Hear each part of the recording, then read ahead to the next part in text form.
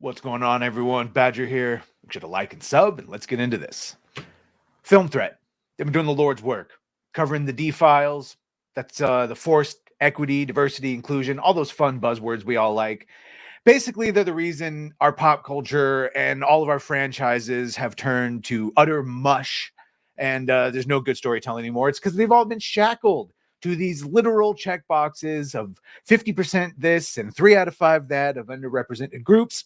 And it's led to the systematic firing of basically, if you're white and straight, male and pale as stale, by thankfully, Alan Ng and Chris Gore through Film Threat have been exposing this. It's led to Elon Musk retweeting them and also tweeting out his own that leakers have sent him about inclusion standards, which I would remind you are several years old, which means they've been doing this for a while. And it's very fine to have these standards. I mean, it's not, but you can say you have these standards all day long, but to get to those standards requires discrimination. And like we said, there is a federal lawsuit right now being brought in at least California against Disney for discrimination based on skin color and sex, based on these leaks. So let's get into the third part. This is by Alan Ng from Film Threat, who he shouted me out on their stream today, thanking me for covering these. So Alan, thank you. Glad I have your blessing. Let's go. So I'm going to read his opening because I think it's very important to understand where Alan is coming from. And he's real quick in this paragraph. He's going to explain where he comes from and why he's writing about this, aside from the fact that he is an actual factual journalist. God knows the legacy media ain't covering this. And then we're going to get into the actual leaks. And this is, of course, covering Disney, the Killer of Dreams. So from Alan Ng. Like every member of the Disneyana family, Walt Disney has always been a part of our lives. The first movie I ever saw was Mary Poppins. There was nothing more exciting than our annual trip to Disneyland. I watched anything and everything Disney. I'm old enough to have watched reruns of The Wonderful World of Disney, hosted by the man himself, Walt Disney. Hell, I've spent tens of thousands of dollars on the company. You're welcome. For me and many others, working for Disney and being a part of Walt's grand legacy was the dream. My first post-college interview was with Disney Studios. Didn't get it. Living in Orange County, I know more people who work for Disney than those who didn't. What was a dream decades ago has now become a nightmare. Though the change in the wrong direction happened long before Bob Iger fired John Lasseter, it was at that moment the corporate and office culture at Disney made a turn for the worse and become a toxic environment where the inmates ran the asylum. Killer of Dreams. In the last D-Files, I showed how outside sinister forces got their foot in the door at Walt Disney Animation, beginning with Raya and the Last Dragon, and under the banner of #MeToo and gender equity. Equity will be the key distinction here. Rather than naturally developing female and minority talent, Disney, under the leadership of Jennifer Lee, chose to force 50-50 equity at the studio. Like Mickey Mouse, cleaning up the Yinzid's laboratory in Fantasia. And it's, so important to note here that this is in the last one we showed how John Lasseter was pushed out because of Me Too. He didn't actually Me Too anyone. He just was a guy that would put his arm around you, men and women, and would talk, like an Italian loving guy. And when he was replaced, it was with substandard people that did not earn it. It's not like he was replaced by someone of equal or greater talent, which is, it seems to be the case across the board. So that would be Jennifer Lee, who replaced him and then replaced everyone else down the line, essentially doing the same thing. The result of Lee's wish may have, I see what you did there. The result of Lee's wish may have destroyed the animation industry in America in one fell swoop. The unintended, or some would say intended, consequences of her actions were the creation of a toxic work environment where everyone is walking on eggshells and intent on shoving out veteran talent and ushering in an army of activists dead set on transforming the company in a way that Walt Disney himself would not recognize. No, and Elon Musk himself has said that Walt Disney would be spinning in his grave, and he would be. And you can see how they feel about Disney by how they don't mention him, by their actors crap all over his earlier works. There's trigger warnings on Walt Disney's earlier movies, so that should tell you everything you need to know. New tainted blood. Previously, I touched on the nature of the new blood brought into Disney animation, like Maleficent's goons. Since that article, new information has come to light that will illuminate who these new artists are and where they came from. I referenced the female leads filmmaker panel from Raya and the Last Dragon, particularly a statement from head of story Fawn Vetrasunthorn regarding the hiring pool. When she addresses how she got her job at Disney, she states, I didn't grow up in the big city. And I think with the change of internet and social medias, I think the youngest generation will benefit from being able to see the work that millennials like me put out there on social media platforms, and for us to be able to see a variety of talents who's putting their work out there. That's kind of changed the landscape of the hiring pool. Instead of hiring formerly trained artists from traditional institutions like Cal Arts, Disney, with the help of Women in Animation, explicitly recruited from social media sites, including Tumblr and Reddit. A fact confirmed by numerous sources. Well, can you imagine that? Why, what the cream of the crop? Now, I'm not saying there aren't very talented people on Tumblr and Reddit, but the point is they clearly cast a broad net, didn't exactly clearly they did not fact check or really source any of these people. To be clear, Tumblr was not inherently problematic. Most of my contacts used Tumblr to host their portfolios and included links to the site on their CV. What mattered was that your social media profile checked the right boxes, i.e. female and not white. Today, that box has revised to female presenting. Right. One source said as long as gender quotients in hiring were being met, it didn't matter what your experience was. As long as your stuff looked good, you can work for Disney Animation and any animation studios, Paramount, DreamWorks, Netflix, Warner Brothers, etc. Yeah, and this also explains why everything has gone down across the board. They stopped caring about talent, and they only cared about what color are you, what skin, or rather, what are you not? Because if you're male and you're pale, well, then you're stale. That's their mantra. That's their mantra. Another source noted that Tumblr was unequivocally the base for new talent. Women from the social media site were quickly scooped up and placed on Raya and the Last Dragon, along with the other animated shows and features. Talent was also an afterthought. It was more important that these women could pad the quotas and become useful foot soldiers for the cause of DEI. Once in, the activists were asked for referrals, and now they were in a position to hire other artists from their friend squads. Yeah, it's a little cult. It's a pyramid scheme. You got in the door, and you have to keep recruiting, because if anyone actually tried to build anything on their talent, the whole thing would just collapse like a house of cards. So of course they once they got in, they recruited their friends. Hey man, I work at Disney. You want to work at Disney? Yeah. What do you want me to do? It doesn't matter. What color are you? You're darker than white. Okay. What gender are you? Not male. Get in here. They were now hiring based seemingly on their politics. These friend squads, cliques is what we used to call them, but these friend squads quickly created a powerful contingent, not just at Disney. In other words, we let the wolves in and they took over. The existence of these squads, goon squads, began to radically shift the power structure at Disney Animation, which led to radical changes in the long-held Disney traditions of anime. Now, we're talking about Disney Animation, but I think it's not too far of a stretch to extrapolate this across every other little microculture, in every other little writer's room, in every other studio, in every other city and town and production office except for like when you get to in the West, certainly. South Korea and all that, no, they still apparently have some autonomy. But at least in Hollywood, this dynamic is everywhere. Let's talk about quality. Let's talk about quality. The vast majority of the newly hired Tumblr talent is self-taught. There's nothing wrong with that as an artistic starting point. Successfully copying your favorite artists is the first indicator that one has minimal talent. The problem is that Tumblr is not art college and will not give you the proper training required to grow.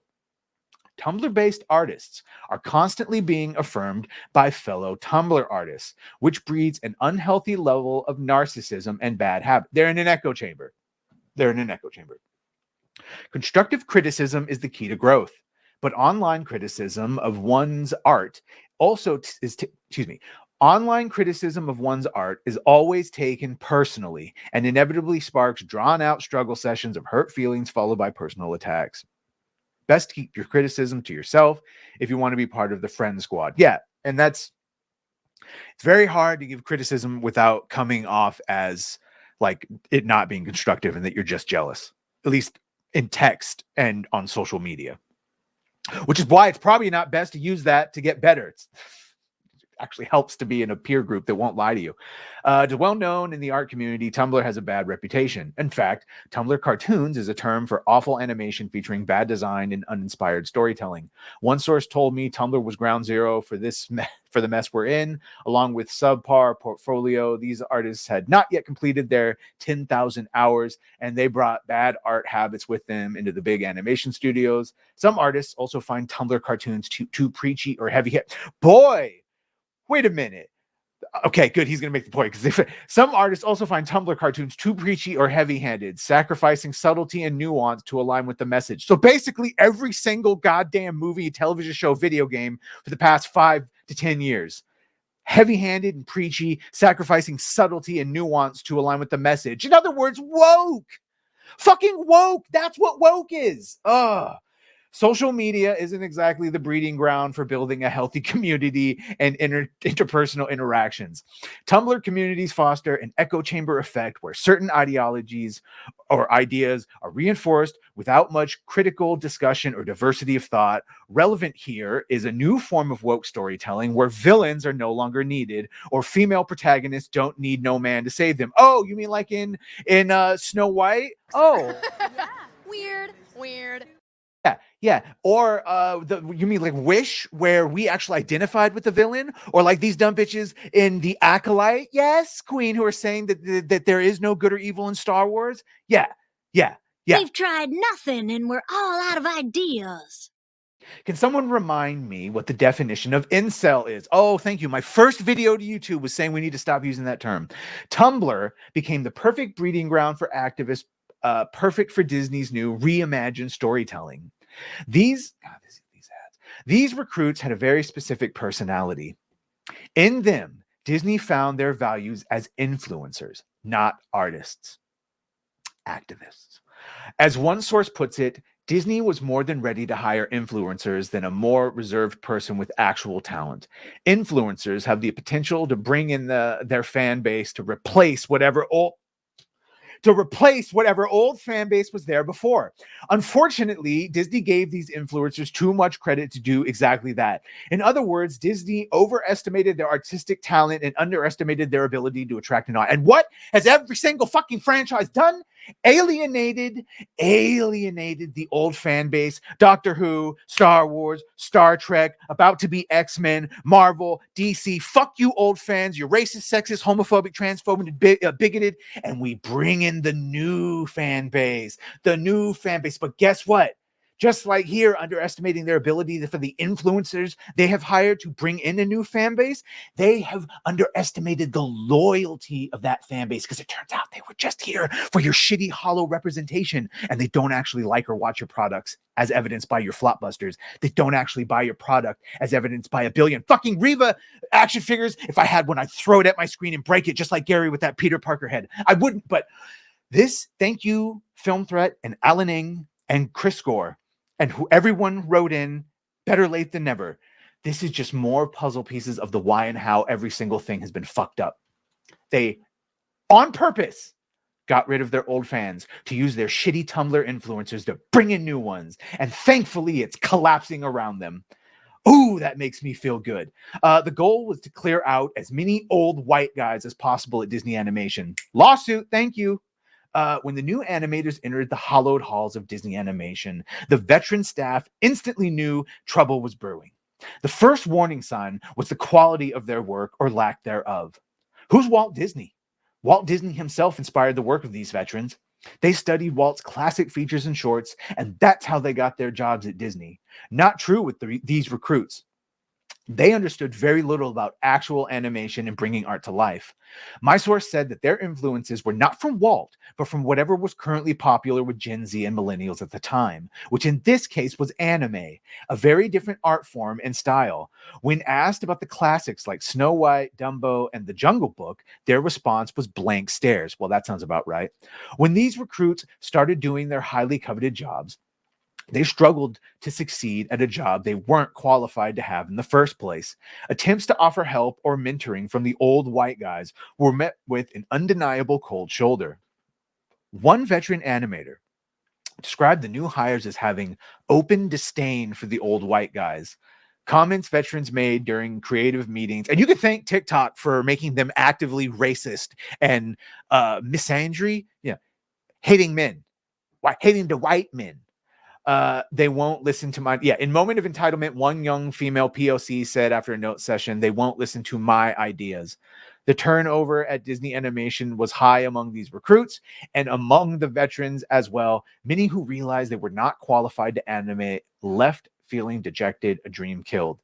Others had very little passion for it. So in other words, they set them up for failure. They hired them for jobs that they were not qualified based on superficial characteristics. And then when they actually got time and it was actually there to do the job they were hired for, they couldn't because they didn't actually have the skills for it. And they hung them out to dry and killed what could have been maybe actual talented had it been harnessed properly. During one creative meeting, there was a discussion of why people were leaving the studio in droves. Regretfully, one artist said, "We're getting tired of being disrespected." And the response was met with, "Yeah, but you don't know what it's like to be a woman." The actual details of this interaction are much more disturbing. Bye-bye, old white guy. Disney could not reach 50-50 male-female equity without clearing out the old white guys. They needed to go, and outright firing them was not an option. The tactic was simple. First, exasperate, then attack. It started with demotions for the old white guys. In an attempt to demoralize them, the targets were given mundane and inconsequential scenes to work on. Regardless of their vast experience, scraps for the dogs. Second, if they questioned or complained about their assignment, they were given impossible scenes to work on in an impossible amount of time.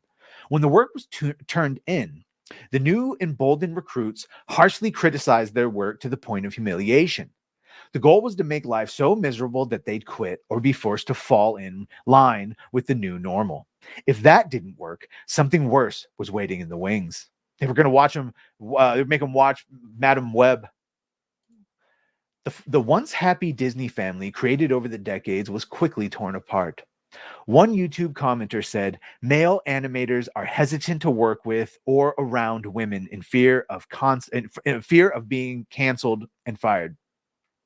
The passive-aggressive messages began to sink in. They were no longer wanted. Many veterans chose to leave for the sake of their mental health and self-respect. Others were forced to endure the abuse for financial reasons and simply sit quietly and mind their business. Sadly, the tactics worked. The effort to remove or control the old white guys was effective, and the activists began to hunker down. As the young millennial and Gen Z artists began filling quickly vacated positions, their behavior was emboldened. These recruits had an advocate in women in animation. At this point, women in animation was becoming a powerful player in animation. Their leadership was filling prominent executive positions at all the major studios, as well as within the Animation Guild, the Animators Union. Being the resource that they were, the female recruits had access to lectures on gender and social issues on the WIA website. These lectures included how to handle situations where you feel uncomfortable at a studio, discussions on how to be heard. Oh my God, the ads. Chris, you said you were getting a better ad team. Discussions on how to be heard at staff meetings, seen at creative meetings, and how to rise through the ranks of leadership quickly. How to cheat. Everything you need to have a successful career was there without mentioning animation entering the conversation. Ironic, as the A in WIA stands for animation. These new hires were recruited as activists and trained to be bullies. The toxicity of the Tumblr and Reddit forums now invaded all corners of Disney animation. These new activist recruits were being groomed to be office bullies. They were actively encouraged to expose inappropriate office culture and report it to HR. They were proactively looking for men and non-compliant females to complain about, all under the guise of making a more healthy working environment. Spies were everywhere in the office, and you didn't know who was listening to your conversation or where they were lurking. No, we're not talking about the Koof times or World War II Germany, we're talking about Disney Studios. Wasn't there a time not so long ago when citizens were asked? Oh, okay, sorry, yeah. Wasn't there a time not so long ago when citizens were asked to spy and report on their problematic neighbors? Keep your answer to yourself, and for God's sakes, don't tweet about it. Yeah, I said Koof. I said Koof, Alan. Don't worry. Soon there was an effort to root out all the infidels. All meetings opened with the gentle encouragement that this is a safe space. It meant everyone was free to talk over any issues and be heard. In the immortal words of Admiral Akbar, "It's a trap." One source told me that no one over 40 would say anything, to avoid heat from the crybabies. I'm 38, so I still got 2 more years of talking out. If the crybabies existing in this safe space, which then turned into public lecture or reprimand about racism or misogyny. Yeah, a struggle session.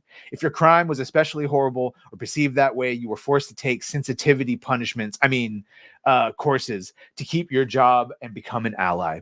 Question: what is the difference between an adult and a child? Adults have thick skin and let criticism fall off their backs. Children fall apart and run to mommy, HR, to take care of the bad man. The problem was that this tattletale behavior was encouraged by senior management. All it would take was someone in power to tell these kids to grow up, and this behavior would end. Yet the cavalry never came. Yeah, and this is what we've been saying all along. When all of these dangerous ideologies were exposed in the colleges by, like Brett Weinstein and Jordan Peterson, we thought, oh, it's just a couple of blue-haired weirdos in college. They'll hit the real world, and the adults in the room will stop them. They'll wise up real quick.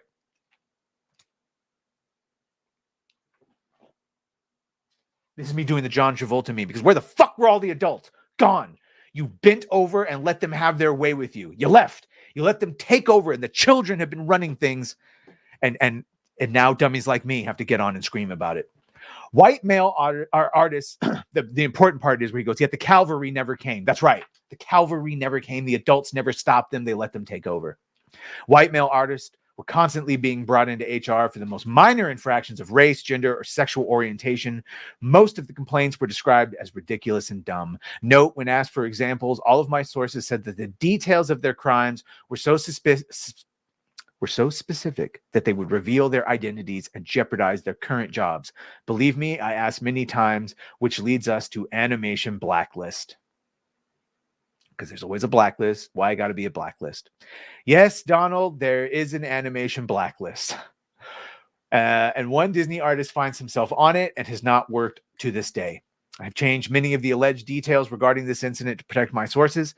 At the activist, by the way, if you're still with us, the only reason I'm reading this whole thing is because, one, Alan has given me his blessing, and I do believe it's important.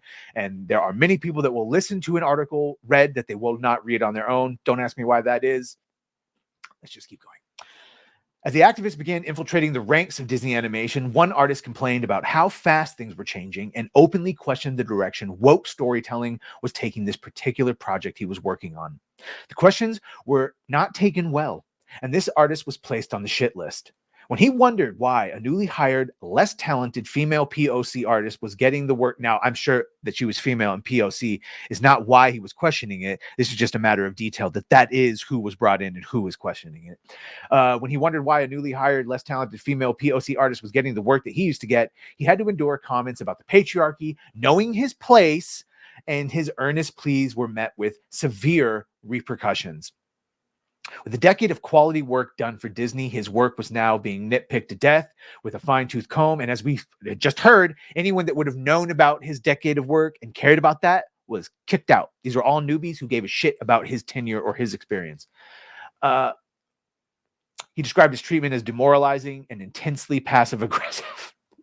The artist kept his head down, shut his mouth, and continued to do his job to the best of his ability. On one ominous day, one of his female co-workers felt slighted that he was no longer talking to her. The truth is he was talking to no one. To this narcissist, his silence was interpreted as a microaggression, and a Me Too charge was trumped up against him. The real story is much more incendiary.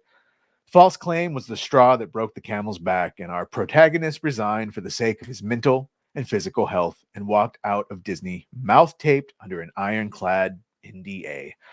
The incident never went public. After months of recovery, the artist attempted to get work at other studios with nary a bite. A former colleague reached out to him and asked him if he knew he was on the animation blacklist. The artist had no idea this existed and asked if he could get more details, maybe see it. The colleague said no and dropped the subject. There's always a blacklist. Silence was interpreted. Unable to find work, the artist decided to go it alone and animate his own short film. A prestigious film festival accepted his short in its animated short program. And when the announcement of his festival inclusion went public, The phone calls were made, and the festival quietly informed him they pulled the film with no explanation. Good luck with your future endeavors. Yeah, they want to ruin your life. That's the point. It's not enough to just fire you and replace you. They have to ruin you so you can't go out ever live again. Eventually, the artist was able to find work at other studios, and in all cases, once work leaked that he was working again, he was instantly fired without cause. And he's in California, so they can do that. And told, we're not going to work with you again. Does an animation blacklist exist, or is this the paranoid conspiracy of a scorned animator? Consider the infamous story of Chris Savino, the showrunner for Nickelodeon's The Loud House. He was a target of a Me Too campaign, as documented by Samantha Bee show Full Frontal.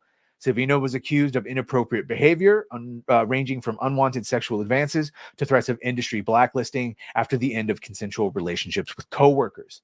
When a Cartoon Brew exclusive came out with harassment accusations against him, Nickelodeon was forced to fire him. That was not enough for the Animators Guild, who held a mock trial to litigate Savino's crimes.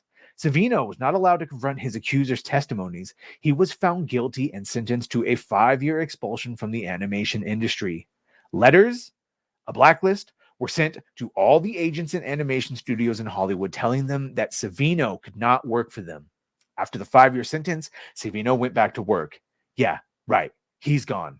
I bring up the story not to exonerate Savino or call his accusers' testimony into question. It could all be true for all I know, but it does show that in the wake of Me Too, some kind of blacklist actually, it's a mailing list that basically says, if you know what's good for you, you're not going to hire these people. Go to the end here. This article is dedicated to the youngster out there watching Disney, DreamWorks, Nickelodeon, or Warner Brothers cartoons, sitting in their rooms with a sketch pad and colored pens and dreaming of one day becoming an animator. Work hard to fulfill your dream. Just know that dream as you envision it may not be where you are when you are ready. The industry today will destroy you. Disney and the industry at large have broken spirits and killed the dreams of those who dedicated decades of their lives to building a once glorious legacy. Not to end on a pessimistic note, but maybe becoming a Disney animator should not be your dream.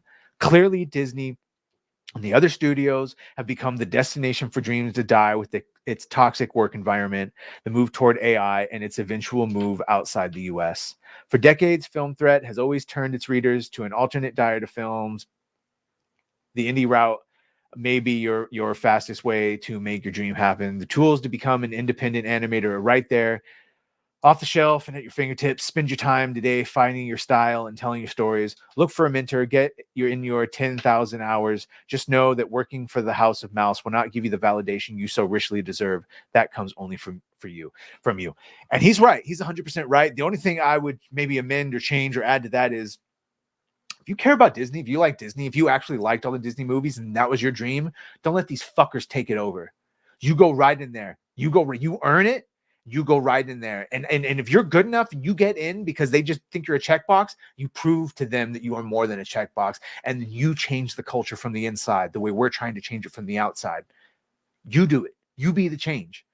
Because I personally am not ready to write off our franchises, even if they look dead. I'm not ready to write off our companies either, even though, what the fuck are you talking about? Disney doesn't care. Enough of us still care about what Disney was. And I think with the right help of Elon Musk and Gina Carano lawsuit, all the lawsuits, we might be able to save it still. But we are definitely saving it from itself. And that starts with you. So make sure you do your part. A little bit of I'm doing my part, but let me know what you think of this comment. If you're still, it's almost 30 minutes, but boy, this is the third part. I don't think there's going to be a fourth. If there is, we will cover it. Thank you, Alan Ning and Film Threat. Be sure to like, share, sub. If you've done that, thank you. If you're going to do that, thank you. And oof. Well, bye.